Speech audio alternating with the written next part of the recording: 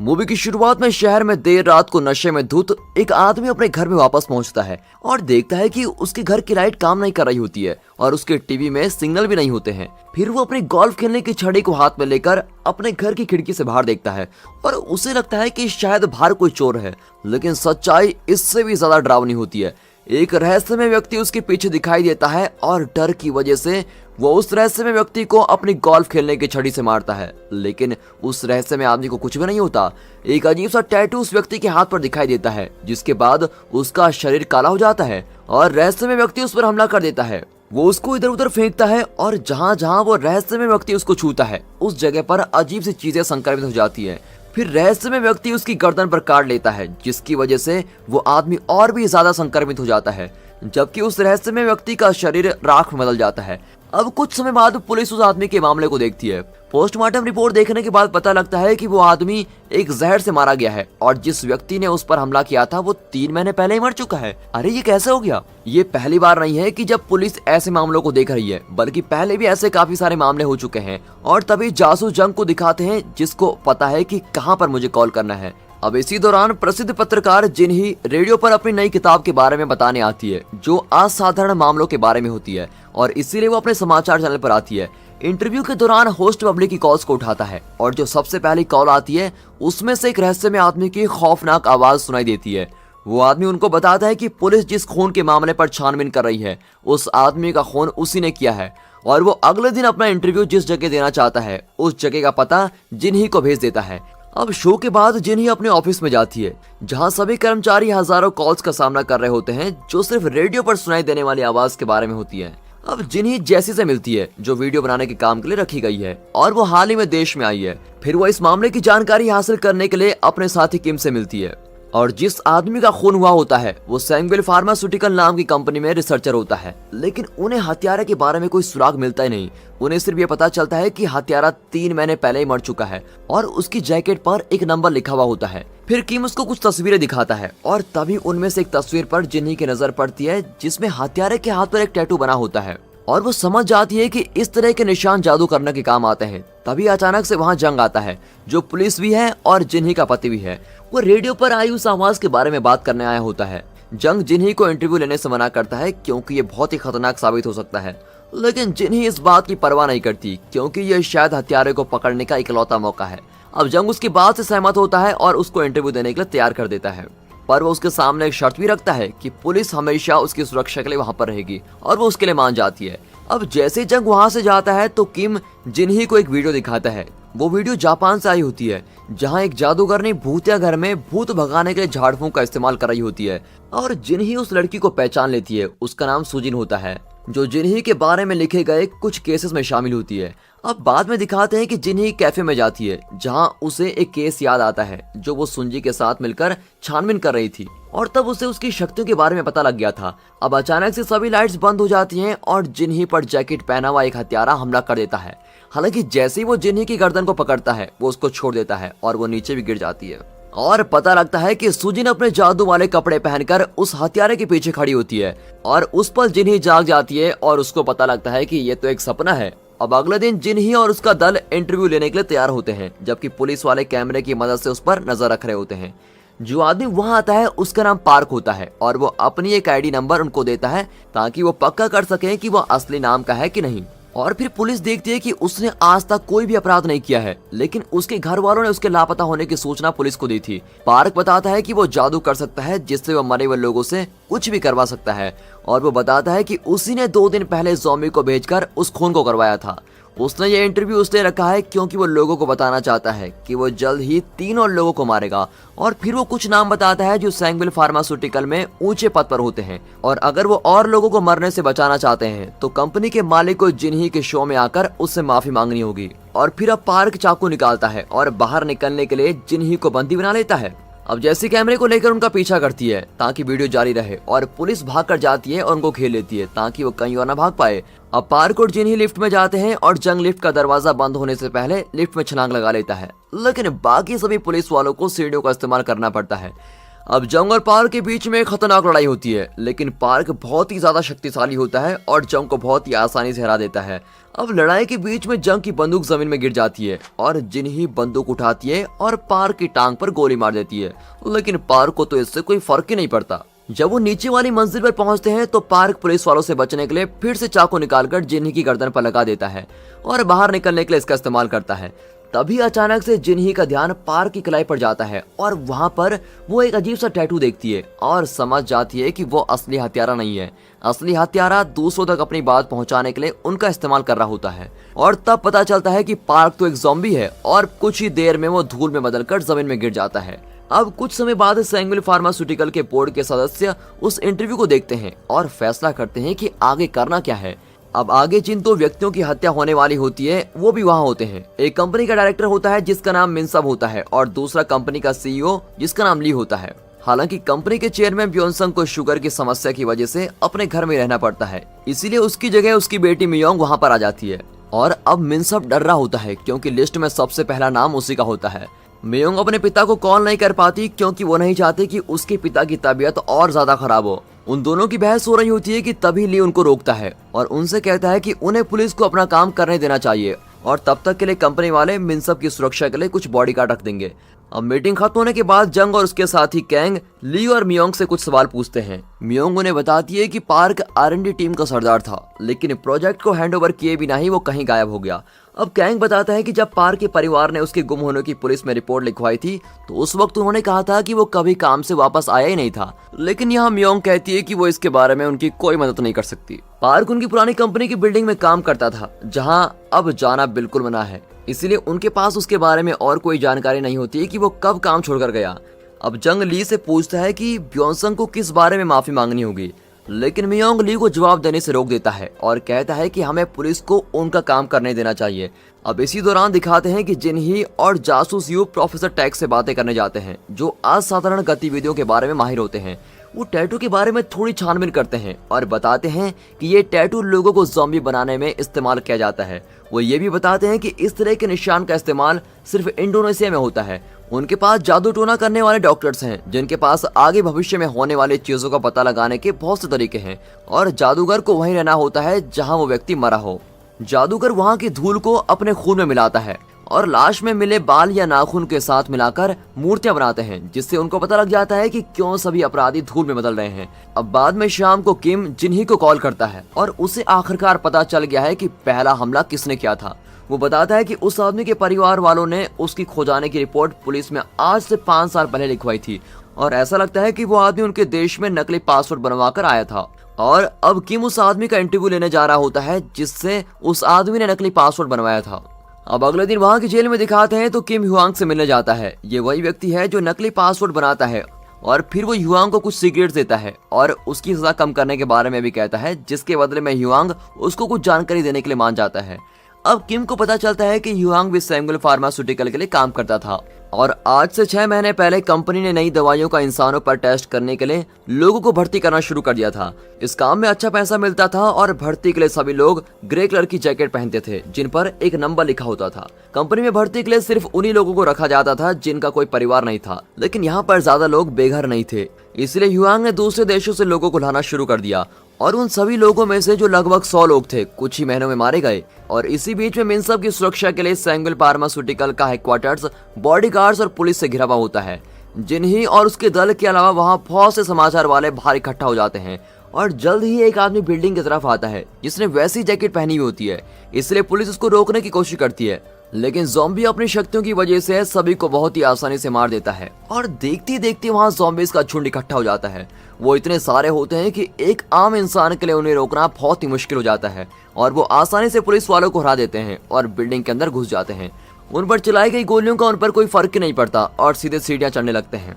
तब जंग ज़ॉम्बीज़ के वहां पहुंचने से पहले मिनसब और ली को बाहर निकलने के लिए कहता है। जंग और उसके साथी उन दोनों को लिफ्ट तक लेके जाते हैं जो उन्हें नीचे गाड़ी खड़ी करने वाली जगह में लेके जाती है और जब ज़ॉम्बीज़ को ये पता चलता है तो वो जल्दी से नीचे पहुंचने के लिए सीढ़ियों से छलांग मार देते हैं और वो खड़े होते हैं और उनकी हड्डियां वापस अपनी जगह पर चली जाती हैं। और अब ज़ॉम्बीज़ को नीचे जाता देख जिन्ही और कैमरा वाला व्यक्ति वैन में बैठते हैं और वो भी गाड़ी खड़ी करने वाली जगह पर जाने लगते हैं, जहां वो नीचे जाते हुए कुछ ज़ॉम्बीज़ पर अपनी गाड़ी चढ़ा देते हैं और इससे जंग और उसके साथियों को गाड़ी तक पहुंचने का मौका मिल जाता है। लेकिन ये सब काफी नहीं होता। ज़ॉम्बीज़ वहां खड़ी हुई टैक्सी में जाते हैं और गाड़ी चलाने वाले व्यक्ति को बाहर फेंक देते हैं और खुद गाड़ी चलाकर पूरे शहर में जंग का पीछा करने लगते हैं। अब जिन्हें भी वीडियो बनाने के लिए उनका पीछा कर रही होती है ताकि वो ये सब बाद में अपने टीवी चैनल पर दिखा सके और मस्त रेटिंग अपना सके।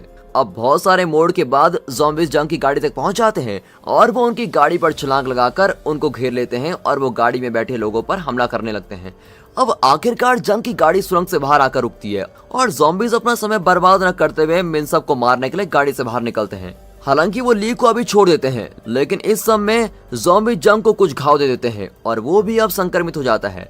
अब जैसे ज़ॉम्बीज़ मिनसब को मार डालते हैं तो सभी ज़ॉम्बीज़ धूल में बदल जाते हैं और जंग को हॉस्पिटल में ले जाया जाता है और उसे क्वारंटाइन कर दिया जाता है। इसलिए जिन ही उसे दूर से देख रही होती है। अब शाम को दिखाते हैं तो डरा हुआ ली ब्योंगसंग के पास जाता है और उन्हें माफी मांगने को कहता है ताकि यह हत्याकांड बंद हो जाए। हालांकि ब्योंगसंग को जो जरूरी एक्सपेरिमेंट लगते हैं उसे करने का उसे कोई पछतावा नहीं है और वो फैसला करता है कि माफी मांगने की जगह वो पहले अपनी बेटी से बात करना चाहेगा, क्योंकि उसकी बेटी को भविष्य में उस कंपनी को संभालना है। अब ब्योंगसंग के मना करने के बाद ली वहां से जाने लगता है। तभी उसके सामने मियोंग आ जाती है और फिर ली मौके का फायदा उठाते हुए बोलता है कि मियोंग खतरनाक टेस्ट की प्रमुख थी जिसने केवल ज्यादा पैसे कमाने के लिए ये सब कर दिया, जबकि पहले कंपनी लोगों की मदद करने के लिए दवाइयां बनाती थी, जो हमेशा से उसका और ब्योंगसंग का सपना रहा है। हालांकि मियोंग उससे कहती है कि वो डरपोक की तरह बात कर रहा है और कहती है कि सपनों के लिए उसकी कंपनी में कोई जगह नहीं है। अब ऑफिस में दिखाते हैं तो जिनही, किम और जासूस जो कुछ हुआ होता है वो बताने के लिए टैग को कॉल करते हैं। वो उनकी बनाई हुई वीडियो को देखता है और तभी उसका ध्यान जाता है कि ज़ॉम्बीज़ हिल नहीं पाते जब उनका हाथ कट जाता है। इसका मतलब यह है कि उनके हाथों में जो टैटू है उसी की वजह से सब कुछ हो रहा है और यही टैटू उनकी कमजोरी भी है। अब यहाँ डॉक्टर उन्हें बताते हैं कि उन्हें जंग के लिए कोई इलाज नहीं मिल रहा है, लेकिन टैग उन्हें विश्वास दिलाता है कि ये जहर नहीं है और कहता है कि उस पर भी कर्ज का असर हो रहा है और उसे बचाने के लिए उनको जादूगर को रोकना होगा। अब टैग की कॉल खत्म होने के बाद किम उन्हें वो सब कुछ बताता है जो ह्यांग से पता चला था और उन्हें ये भी बताता है कि सभी भर्ती किए हुए लोगों के 1 महीने के मरने के बाद इंडोनेशिया से एक अजीब सा आदमी ह्यांग से मिलने आया था और उसने ह्यांग को बताया था कि उसका परिवार कंपनी में काम करता है, इसलिए ह्यांग ने उसे पार्क से मिलने भेजा था। अब ह्यांग ने बताया था कि उस आदमी के कपड़े एक पुजारी से मिलते थे, जिसका मतलब यह है कि वही वो जादूगर है। अब वो सभी इस बारे में बात कर रहे होते हैं कि तभी वहाँ ली आ जाता है जो उनको बताता है कि उस वक्त क्या हुआ था। वो बताता है कि ये योजना एक अमेरिका के इन्वेस्टर की थी। उनकी योजना एक ऐसा जहर बनाने की थी जिसे वो रासायनिक हथियारों में इस्तेमाल कर सके और वो ये कबूल करता है कि कंपनी ने गरीब और बेसहारा लोगों पर अत्याचार किए हैं, इसलिए वो लोगों की भर्ती की लिस्ट के साथ उस मामले से जुड़े कुछ और दस्तावेज को जासूस के लिए लाया है। अब वहाँ से जाने से पहले ली उनको बताता है कि ब्योंगसंग शायद ही माफी मांगेगा। फिर किम उन दस्तावेजों को अपने पास रखता है और कहता है कि ये किसी काम का नहीं है, क्योंकि शायद उन्होंने झूठे नाम इस्तेमाल किए होंगे, इसलिए उन्हें जादूगर के परिवार के बारे में पता लगाने के लिए पुलिस से मदद लेनी होगी। अब इसी बीच जिनही को ज़ॉम्बीज़ के बुलाने की रस्म के बारे में याद आता है जो उन्हें टैक ने बताई थी कि ज़ॉम्बीज़ बनने के लिए जहां वो मरे होते हैं जादूगर को उसी जगह रस्म करनी होती है। तो शायद जादूगर उसी कंपनी की बंद हुई इमारत में हो सकता है। फिर वो सभी 2 टीमों में अलग हो जाते हैं। किम और कैंग भर्ती किए हुए लोगों का नाम देखने जाते हैं, जबकि जिनही और यू कंपनी की इमारत में जाते हैं, लेकिन उनको नहीं पता होता कि एक अनजान व्यक्ति बाइक पर उनका पीछा कर रहा है। फिर काफी खोजने के बाद बंद की हुई कंपनी की इमारत के अंदर जिनही और यू को एक कमरा मिलता है जिसमें डरावने और जादुई निशान बने होते हैं और वो फैसला करते हैं कि टैक उन पर बाद में रिसर्च करेगा, लेकिन उनका ध्यान इस बात पर नहीं जाता कि वो निशान हिल रहे हैं। तभी उन्हें अचानक से एक आवाज सुनाई देती है और वो ऊपर सीढ़ियों की तरफ देखने लग जाते हैं और अचानक से उन पर एक ज़ॉम्बी हमला कर देता है, लेकिन बड़ी मुश्किल से यो जल्दी से अपनी बंदूक बाहर निकालता है और उस ज़ॉम्बी को शूट कर देता है और वो अपनी सारी गोलियां उस ज़ॉम्बी पर खत्म कर देता है। हालांकि आगे से ज़ॉम्बीज़ की भीड़ आ रही होती है, इसलिए जिनही और यू एक सुरंग से होते हुए भागते हैं और एक कमरे में जाकर खुद को बंद कर लेते हैं और उस दरवाजे पर फर्नीचर का सामान लगा देते हैं ताकि ज़ॉम्बीज़ दरवाजे को न खोल पाए। हालांकि वहाँ भी एक ज़ॉम्बी होता है और वो जिनही को मारने के लिए उसकी गर्दन दबाने लगता है। तभी बाइक वाला अनजान व्यक्ति वहाँ जाता है और उस ज़ॉम्बी को रोक देता है। वो सुजिन होती है जो आखिरकार अपने देश वापस लौट आई है। वो अपनी शक्तियों का इस्तेमाल करके उस ज़ॉम्बी को खत्म कर देती है। फिर वो जिनही और यू को खींचकर दूसरे कमरे में लेके जाती है, क्योंकि ज़ॉम्बीज़ उस कमरे के दरवाजे को तोड़ रहे होते हैं इस कमरे में सुजिन जमीन पर एक मंत्र पढ़ती है, जिससे वहाँ पर एक अदृश्य ढाल बन जाती है, जिसमें वो और जिन्ही छुप जाती है। लेकिन यू सामने से उसके अंदर नहीं पहुँच पाता और वो उस कमरे में रखे फर्नीचर के पीछे छुप जाता है। अब ज़ॉम्बीज उस कमरे में भी आ जाते हैं और यू के पीछे जाने लगते हैं। इसीलिए जैसे ही जिन्ही सुजिन को उन ज़ॉम्बीज की कमजोरी के बारे में बताती है तो वो वहाँ से बाहर निकलती है और अपनी शक्तियों का इस्तेमाल उनके टैटू पर करती है, जिसकी वजह से वो उन ज़ॉम्बीज को बहुत ही आसानी से हरा देती है और उनको एक एक करके खत्म कर देती है। अब जब ये सब कुछ खत्म हो चुका है तो सुजिन और जिन्ही एक दूसरे को गले मिलते हैं और वो सुबह के वक्त बिल्डिंग से बाहर निकलते हैं और सुजिन उनको बताती है कि उसने अभी तक क्या क्या किया। वो चाइना जाने से पहले कुछ दिन जापान में रही, जहाँ एक मंदिर के पुजारी ने उसे उसकी शक्तियों पर काबू करना सिखाया। फिर सुजिन बताती है कि जिन्ही ने जो सपना देखा था वो सच था और सुजिन को ये नजर आया था, इसीलिए उसने जिन्ही को बचाने के लिए वापस आने का फैसला किया। वो बातें कर ही रहे होते हैं कि तभी यू वहाँ जाता है, जो उनको बताता है कि ली ने खुदकुशी कर ली है, जिसकी वजह से ब्योनसंग माफी मांगने के लिए तैयार हो गया है। जिन्ही जल्द से जल्द शहर में वापस जाना चाहती है, लेकिन सुजिन यू के साथ रुकने का फैसला करती है क्योंकि उसका मानना है कि वो यहाँ रहकर उनकी जल्दी मदद कर पाएगी। अब ब्योनसंग का इंटरव्यू सेंगुल फार्मास्यूटिकल की बिल्डिंग में है, इसीलिए जिन्ही अपने साथियों को लेकर वहाँ पर पहुँचती है। जैसे कि वीडियो बनाने की तैयारी करने के बाद ब्योनसंग अंदर आता है और हाल ही में हुए हादसों के बारे में वहाँ की जनता से माफी मांगता है और सबसे वादा करता है कि अब से उसकी कंपनी और जिम्मेदार बनेगी। हालांकि जिन्ही ब्योनसंग को याद दिलाती है कि जादूगर ये चाहता है कि वो भर्ती किए हुए लोगों और उनके परिवार वालों से माफी मांगे, न कि वहाँ की जनता से। ब्योनसंग ऐसा करने के लिए तैयार नहीं होता, लेकिन मियोंग माफी मांगने के लिए कहती है ताकि ये सब जल्द से जल्द खत्म हो जाए और सभी हत्याएं रुक जाए। ब्योनसंग अच्छे से माफी नहीं मांगता और इस वजह से जिन्ही उसके खराब बिहेवियर की वजह से वीडियो को टीवी पर दिखाने से मना कर देती है, जिसकी वजह से मियोंग और उसमें बहस शुरू हो जाती है। अब वापस उस बंद कंपनी में दिखाते हैं। टैक, सुजिन और पुलिस वाला जादू के वे कमरे की जांच कर रहे होते हैं। तभी सुजिन का ध्यान जमीन पर जाता है और उसको पता लगता है कि इस कमरे में गायब होने वाला मंत्र पड़ा गया है। वो जमीन पर लिखे मंत्र मिटा देती है और उसके सामने सब कुछ आ जाता है और उनको पता लग जाता है कि इस कमरे में आगे जाने का भी रास्ता है। अब वो सभी तब तक अंदर जाते हैं जब तक कि उन्हें मुर्दा घर नहीं मिल जाता। वहाँ बहुत सारे निशान बने होते हैं, जैसे कि टैक ने मिट्टी की बनी मूर्तियों के बारे में बताया था, वैसे बहुत सी मूर्तियां होती है। और जैसे ही वो पीछे का दरवाजा खोलते हैं तो एक चमकदार रोशनी उन्हें दूर धकेल देती है और वहाँ उन्हें एक कमरा मिलता है जिसमें जादूगर बैठा होता है। उसकी सुरक्षा करने वाले ज़ॉम्बी सुजिन को छोड़कर सभी पर हमला कर देते हैं और वो जादूगर द्वारा भेजे गए ज़ॉम्बीज को अपने आप से दूर करने लगती है। अब इसी बीच किम और कैंग आखिरकार कुछ जानकारी इकट्ठा कर पाते हैं, जहां उनको पता चलता है कि जैसी को भी कंपनी वाले ने भर्ती किया था। और तभी किम जिन्ही को चेतावनी देने के लिए उसे उसकी फोटो भेजता है और जिन्ही को आखिरकार पता चल जाता है कि जैसी को काम पर इसलिए रखा गया था कि जैसी ब्योनसंग के आसपास रह सके। अब यहाँ ब्योनसंग अभी भी अच्छे से माफी नहीं मांग रहा होता है, इसलिए जैसी आखिर में अपना टैटू दिखाती है और वो बॉडीगार्ड से लड़ने लगती है, जबकि मियोंग अपने पिता को बचाने के लिए वहां से लेके जाती है और सभी को हराते हुए खिड़कियों से छलांग लगाते हुए जैसी उनका पीछा करती है और कुछ और गार्ड्स को पीटने के बाद जैसे कमरे में जाती है और ब्योनसंग को मारने वाली होती है। हालांकि उसी समय सुजिन आखिरकार जादूगर के पास पहुंच जाती है और अपनी शक्तियों का इस्तेमाल करके जादूगर को मार डालती है, जिससे खुद ब खुद जैसी भी मर जाती है। और जैसे जादूगर मरता है वो उस मूर्ति को देखता है जिसमें जैसी के बाल होते हैं, तो सुजिन उसको वो मूर्ति देती है ताकि वो अपने आखिरी रिश्तेदार के साथ इस दुनिया को छोड़ सके। अब वापस कंपनी में दिखाते हैं तो मियोंग सभी बॉडीगार्ड के बेहोश होने का फायदा उठाती है और कुछ टिश्यू की मदद से वो जैसी की एक उंगली पकड़ लेती है। फिर अपने पिता को संक्रमित करने के लिए उसका इस्तेमाल करती है और उनसे कहती है कि अब उनके जाने का वक्त आ गया है और अब नई पीढ़ी को इस कंपनी को संभालना चाहिए। जब वो मर रहा होता है तो ब्योनसंग को मियोंग के हाथ में एक बोतल दिखती है और वो समझ जाता है कि ली ने खुदकुशी नहीं की बल्कि उसकी हत्या हुई है। अब कुछ समय बाद ही पुलिस वाले ऑफिस में पहुंचते हैं, जहां मियोंग फूट फूट के रो रही होती है, लेकिन तभी जिन्ही वहां आती है और उसे नाटक करने के लिए मना करती है क्योंकि वो सब कुछ जानती है। जिन्ही को सब कुछ पता चल जाता है क्योंकि जब ब्योनसंग इंटरव्यू देने आया था तो जैसी ने उसके माइक पर एक रिकॉर्डर लगा दिया था ताकि उसकी सारी बातें उन तक पहुंच सके और इसीलिए अब उसके पास सारी बातें रिकॉर्ड हो गई हैं। और फिर आखिरकार पुलिस मियोंग को गिरफ्तार कर लेती है। जिन्ही और सुजिन हॉस्पिटल में जंग से मिलने जाते हैं, जो आखिरकार जादूगर के मरने की वजह से ठीक हो गया है।